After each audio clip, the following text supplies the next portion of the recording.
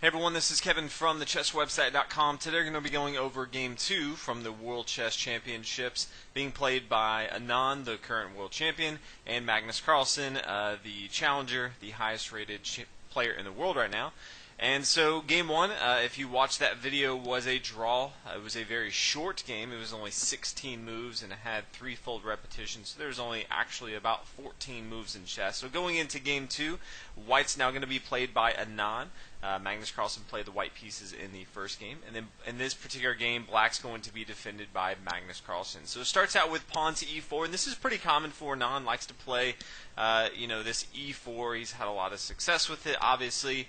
And, it was kind of curious to see where Magnus Carlsen was going to go, and he decided to go for the Carlsen. So playing this c6, kind of signifying what his opening is going to be. And so we see, pawn to d4. This is pretty common.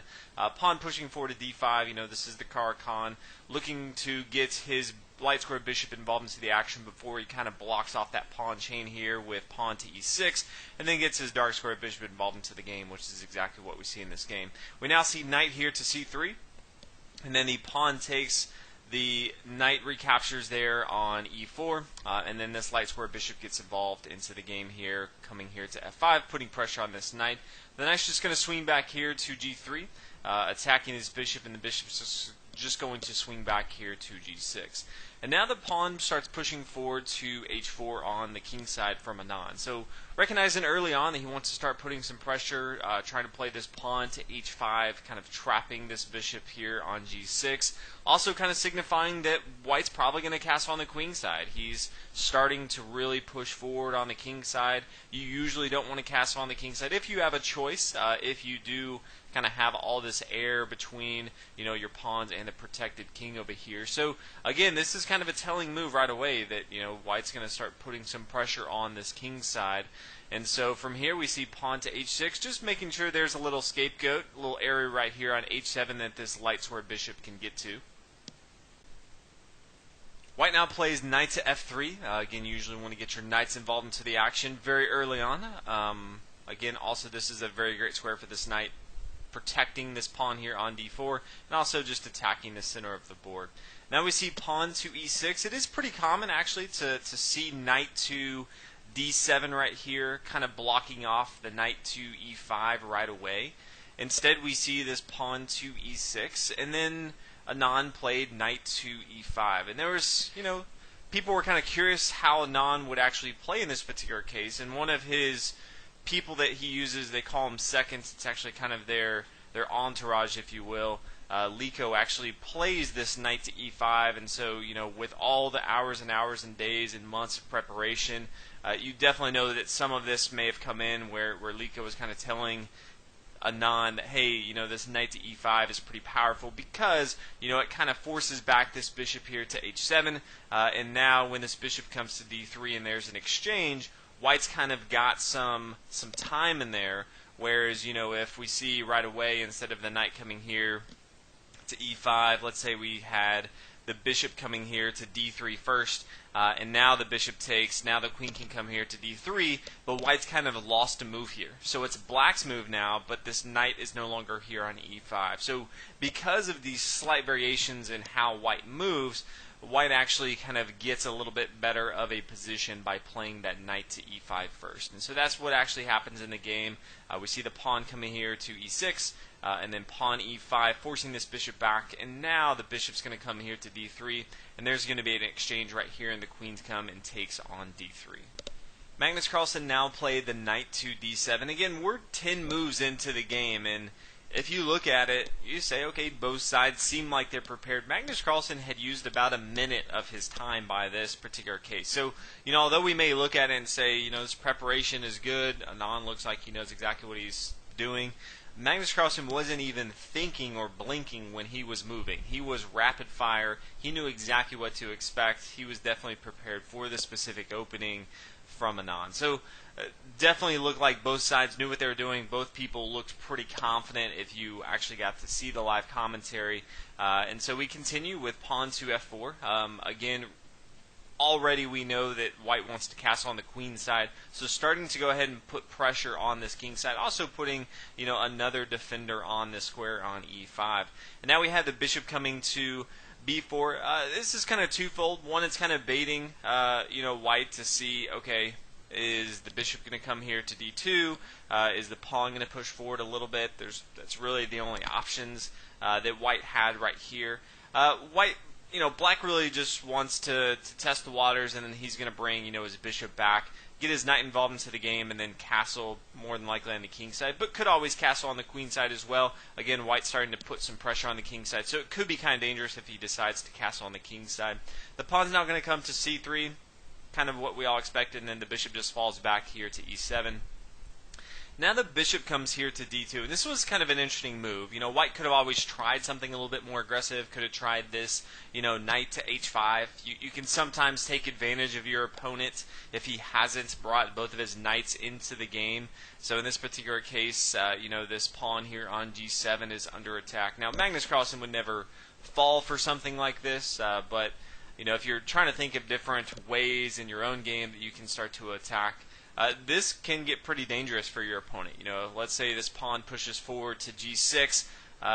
This knight can now take here on g6, and then after takes, we have the queen come, and then after the king swings over, this is going to be a free rook right here. Again, not something that Carlsen is really going to fall into, especially since he hasn't used any of his time, so he would have plenty of time to not fall for that. But again, just something to, if white really wanted to add a lot of pressure, he could play this, h5. It really doesn't put him in a bad spot by any means, so he could really start to put some pressure on Carlsen and really have him, figure out what he wants to do. Does he want to move his bishop again, since he's already moved it a couple times? But white decided to go ahead and play for more of a safer route, this bishop here to d2. It's not really forcing the action, but it does allow for white to go ahead and castle on the queen side very, very quickly.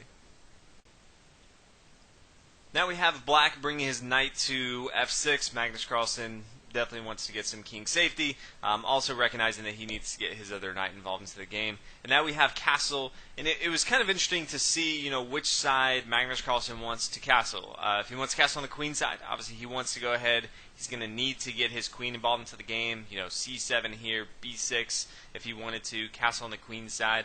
If he castle on the king side, that kind of opens up some fireworks potentially with both sides castling on both of the opposite sides, and white's already putting a lot of pressure on the king side, so that could be a little bit dangerous.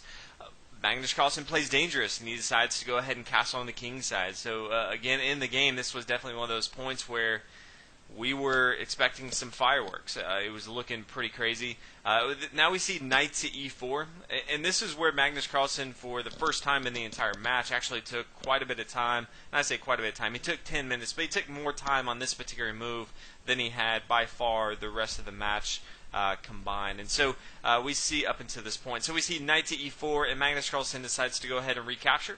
And then after the queen recaptures, Magnus Carlsen decides to give up more material. And then the pawn retakes right here. White could have retaken with a few different options, but I do like the pawn taking here. It does, provide some additional defense to this pawn on h4. We now have the queen here and the rook here, both protecting this pawn. Black does have this bishop and his queen both eyeing down on this pawn on h4. And also, it kind of blocks off this entire thing right here, and it really just opens up all these free lanes to white to go ahead to attack on this king side.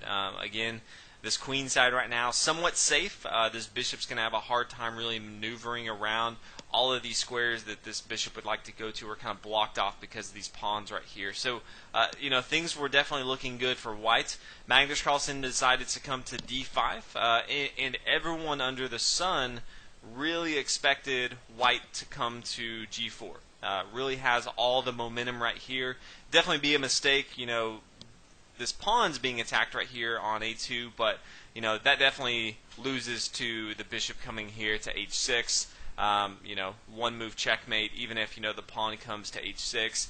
Something pawn to h5 is just too much for black to deal with. He's going to end up losing a ton of material, and there's not much that this lone queen can do over here on a2. Yes, he has taken a pawn, but that's pretty much all he's going to be able to do. There are some other options that black could always try King over here to h8, making it safe. Obviously, if you have, kind of a pin, you want to get that king out of the way. Could always try something a little bit more aggressive. Could try this pawn to f5 if you wanted to. That could really open things up more than it was before. But more than likely, you kind of have to play this queen to g4. You're the white pieces. You have the advantage right now in the game. The king side is completely open for you to start attacking or chipping away at least. You can start to even push some of your other pawns up the board. But this kind of keeps you alive in the game. If you don't have your queen, you're pretty much just laying down. Unfortunately for the chess community, Anand took quite a bit of time on this move, and then I think he just didn't like where it was going and decided to instead just take with his queen here on d5 and just pretty much exchange, which really just leads to the end of the game. With so many pawns, it's a closed game, so these bishops aren't going to be doing too much. There's also no lanes or files or anywhere for these rooks to really get involved. No one's going to do any crazy sacrifice, especially so close to the end game. And so from here, both sides just kind of played it out a little bit, nothing too crazy.